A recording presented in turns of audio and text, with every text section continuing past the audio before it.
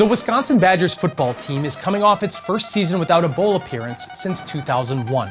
And if they get back into a bowl game this year with a winning record, it might just get Luke Fickell the Big Ten Coach of the Year nod. Because this schedule in 2025 is brutal, one of the toughest in college football. After the first 2 games of the season, the Badgers will face only one team out of 10 that isn't at least receiving votes in the preseason coaches poll. The season begins August 28th at Camp Randall against Miami of Ohio, followed by a September 6th home game against Middle Tennessee. The Badgers will be favored to win both, but it's worth noting that Miami is picked second in the MAC preseason poll. Then comes the roller coaster. September 13th at Alabama, a team ranked 8th in the preseason coaches poll. Ryan Williams is one of the best receivers in the country, and players on the defense like Tim Keenan III and LT Overton are likely to be first-round picks in 2026. Oh, and the Crimson Tide? They'll be angry after going just 9-4 last year, a tough season by their standards. September 20th at home against Maryland. The Badgers will actually be favored here, and it's going to be a heck of a Big Ten opener for Maryland transfer Billy Edwards, now quarterback at UW. October 4th at Michigan, in the Big House, against the number 14 team in the preseason poll. Will the number 1 freshman recruit in the nation, that's Bryce Underwood, be under center for the Wolverines? October 11th versus Iowa. The Hawkeyes have a great offensive line with Logan Jones and Jennings Dunker. They're receiving votes in the preseason poll, and every game with Iowa is usually a war. October 18th versus Ohio State. The reigning national champion